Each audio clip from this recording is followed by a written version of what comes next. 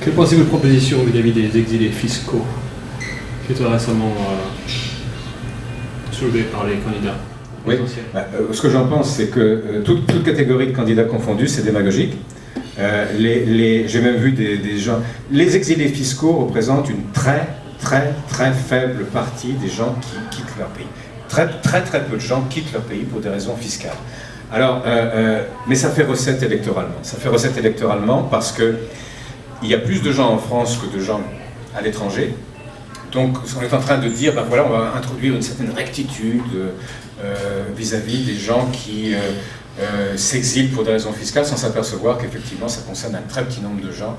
Et j'ai vu malheureusement que beaucoup de candidats, tous les candidats, s'étaient plus ou moins rangés de cette façon-là. Alors je vous rassure tout de suite, pour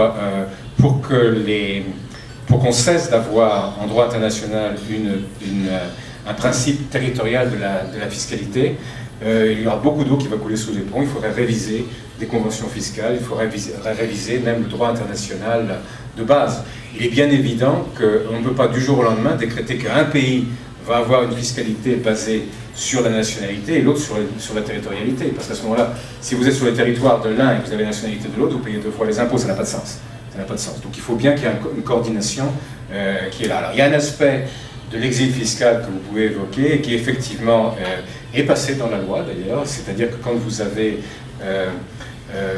des biens en France et vous partez dans un certain cadre bien déterminé et on essaie de le limiter le plus possible visiblement pour échapper à l'impôt. Le problème, moi ce qui me pose problème, c'est le visiblement. C'est-à-dire que dès qu'on met le petit doigt dans cet engrenage-là, il n'y a pas de doute que moi je suis pour la libre circulation des biens et des personnes, même si ça peut coûter. C'est-à-dire que je pense que c'est la sanction d'un État. Si l'État n'est pas capable de fournir un environnement décent, aussi bien sur le plan du travail, que de la sécurité, que de l'environnement financier à ses ressortissants, et si ceux-ci décident de voter avec leurs pieds, c'est que l'État, avec leurs pieds, c'est-à-dire en franchissant la frontière, c'est que l'État a mal fait son travail. Et le fait d'introduire artificiellement des notions comme le faisait l'ex-Union soviétique, où là c'était très simple, vous n'étiez pas content du système politique, de toute façon vous n'avez pas le choix, vous ne pouviez pas passer la frontière. Donc on n'en est pas là, mais le principe philosophique est le même.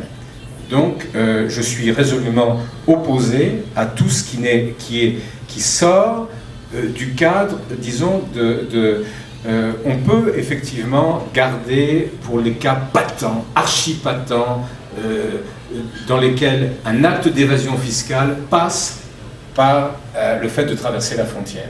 Bon, mais ça, c'est pas le fait de traverser la frontière qui devrait être considéré comme une évasion fiscale. C'est l'évasion fiscale qui, de temps en temps, passe par le fait qu'on traverse les frontières. C'est pas du tout la même chose. Les Français qui sont à l'étranger ne sont pas, si je dis qu'ils ne sont pas des exilés fiscaux et qu'ils ne sont pas partis à l'étranger pour échapper au fisc, je fais une erreur de 0, quelques %. Donc cette erreur, je suis prêt à la commettre.